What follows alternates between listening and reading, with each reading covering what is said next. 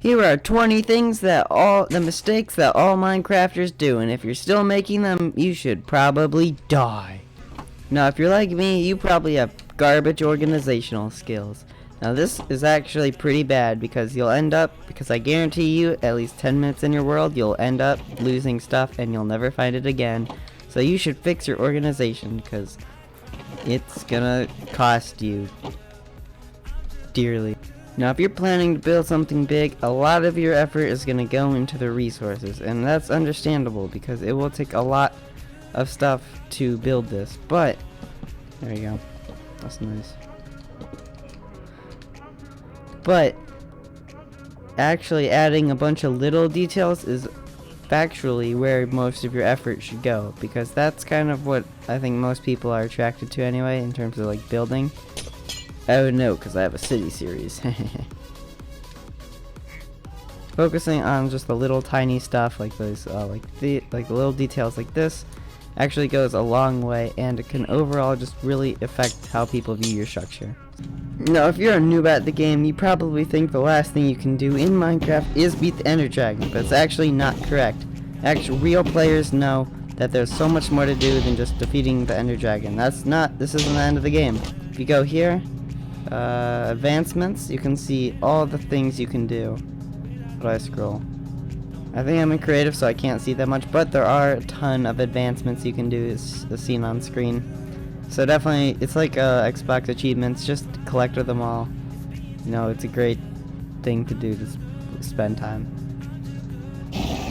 Now, I know a lot of people are already doing this, but I just have to point this out, and that is a simple farm. So obviously, you could just get your bamboo or your whatever sugar cane like this, but that's pretty lame and stupid. So what you should do instead is build a farm. It just adds so much more complexity. I think I'm doing this right. Faster, and is obviously automated, but mine isn't because I have no idea. I know I built one before. I don't know. I'm so bad at it. You get the point. Farms make things so much faster and more efficient. Don't do it by hand, that's lazy. Think smart, not harder. So even though the exterior of a build is very important, what's also just as important is the interior. If you're like me and you spend a lot of time building in this game, then you will know that the interior is one of the main attractions of builds, and that is why it's so important to just go all out and make something really cool and special with your interior. It's a great way to spend time because it is definitely worth it in the end. So, just adds so much more. It just adds a whole lot to your builds and also what people think of them. Because if you can have a cool exterior, they'll want to come inside and see the interior, and yeah, and then they'll be impressed both ways. If you're a veteran of this game, then you probably know that the automatic miner is probably the best way to mine for simple things like diamonds, gold, stuff like that. But haste is also a rather undervalued way to mine because there are so many more things above the surface than just Y15 or whatever I think it's like Y-64 now that they spawn at. Haste is kind of just the god way. If you're like doing a really big structure in survival, then I definitely suggest just getting haste and then you know, working your way down, because there are so many more blocks that you can just get like through hand. Every pro knows that if you want to get enchanted books and good stuff, you always trade with villagers, but fishing is actually not that bad. I remember in a Minecraft server I was in, this one guy would just fish for books all day, and he actually had a decent amount. So if you're not a pro and you don't want to do the whole villager thing, then fishing is not actually the worst method to collect good things. Again, villagers are probably just the better method, but fishing does not deserve to be as hated as it is. The mistake you might have made is thinking that the ice highway is the fastest mode of transportation. While it technically is, there is a much better way of transporting things, and that is water. You probably think that's boat. It's not. Boat's pretty inefficient. So, it's just another way of boots with this Strider 3. And you gotta put them on. Go underwater. Gotta get your dolphins on a leash. And boom. By far the, I think, most efficient way to travel and not actually like A lot faster than boat. I think it might even be faster than the elytra. Something y'all probably do a lot is go hunting for mobs in your caves, or maybe you have a mob farm, I don't know. But it could actually be worth it to go back and light them up. Like so.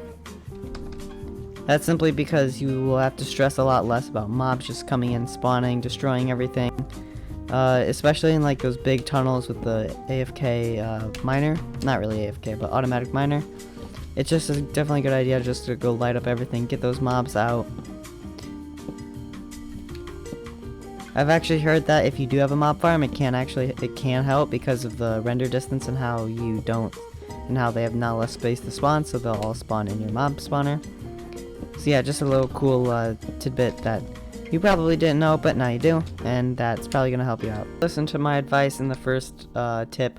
Then unfortunately that advice is useless because now I have another better system that y'all probably know about, but something that the rookies and noobs will probably forget or not even know about. Simply just get a bunch of different colored shulkers and put them in the ender chest. It's a much more faster way of just, you know, transporting your goods everywhere, because even with the shulker box you can hold about, I think, 27 items. So multiply, I don't know how many colors there are, but just multiply 27 by, I think, 27, and that's roughly how many, y'all are probably gonna yell at me in the comment section, but you know, you get it. Pretty stressful with having to remember all the torches, wood, chests, and etc. Your crafting tables that you could need for your little mining trip. One thing that I definitely recommend is just bringing down the shulker boxes from earlier, as that is just a much easier way to store all your stuff, like coal, wood, torches, like I said earlier. So yeah, it's just a little easy method to make mining a lot less painful, because God knows it's gonna be very painful. Trading with villagers, you probably instantly go for the librarian. I know I do, but some good other villagers are the the mason, which can offer pretty good loot for a pretty low cost, especially if you like zombify it and then heal it back. So yeah, I definitely didn't really know about these until now, but it's always a good thing to just get as many villager types as you can, because you never know. And especially like in the later games, you'll probably be building a lot more, and getting those resources is not very fun. So,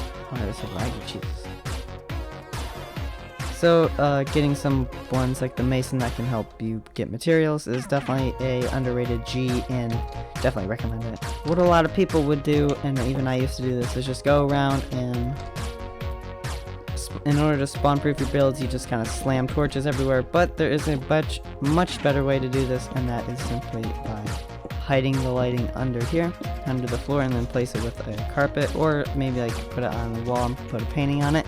Just a very simple method to get the same effect, but look a lot nicer. Linking portals and doing the calculations to figure out where your portal lines up in the overworld is cool and all, but it can be a bit annoying, as traveling through them is ridiculous and kind of stupid. But I'm here to tell you that there is a much simpler method to doing this, and that is go up to the nether roof.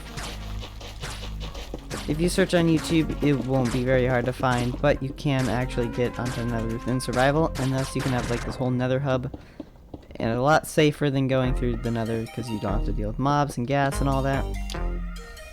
So yeah. Making your portals up here instead of down there is way safer. It also kind of looks nicer because you just have like this big flat area with all these portals. You can make little cool designs and all. It's not, I don't see many people using this more than it should be. It's very underrated. Definitely try it. Finding flat land is never easy, so what I kind of recommend is just to excavate it, getting an insta-mine shovel. I'm in creative, so I don't have one anymore, but if you get an insta-mine shovel, then it can actually be pretty fun to just go around and just destroy all the dirt, make a pretty cool hole. But it will take a lot of time, so do this at your own risk. Something that you can do to make your villages and I guess structures look a lot better is just to add simple greenery around. I play creative a lot, so this one's definitely resonates with me. adding just simple greenery like this. I know this is kind of a bad example. You get the point. Adding leaves everywhere. Not everywhere, but adding leaves occasionally, flowers, pots, you name it. Really just enhance the build quality and create something that looks really cool and green. And I think people like trees. What you might do is try to use an iron golem for protection, but simply put, making an iron farm with these things is so much more better than just having them as protection, as they are kind of inefficient, they're kind of dumb. It's basically like an AI. Not really even an AI, it's just a bot. It's like a Fortnite bot in Minecraft. Bad at the game, but they can be annoying if you're doing a speedrun trying to kill them. So yeah, definitely just recommend, you know, just killing these for iron. Use an iron farm. Be careful though, because they will try and kill you. Now, procrastination affects a lot of people, including me. So what I end up doing in a lot of games, a lot of survival worlds, is starting a project, but then end up not finishing it because I'm too lazy to go through with it. Like making something way too ambitious, but then just failing not even halfway through. So what it can be good to do is just go every now and then, go back and finish these things, as eventually they will all add up and they will create something pretty cool. Or just get rid of it, because then at least it's not that ugly. If you have a lot of farms, then it's probably best to go in every once in a while and take the stuff that you don't want and throw it away. This kind of goes back to my first tip of organization, where basically you're gonna end up with a lot of stuff you don't want. Like mob farms, I know those create a lot of those create a lot of waste. So every now and then just go back, grab the stuff you don't want, throw it in lava, and then it will keep so that the stuff you do want comes and fills this place. Anyway guys, it's gonna be it for today's video. I hope y'all enjoyed, and I'll see y'all later. Bye!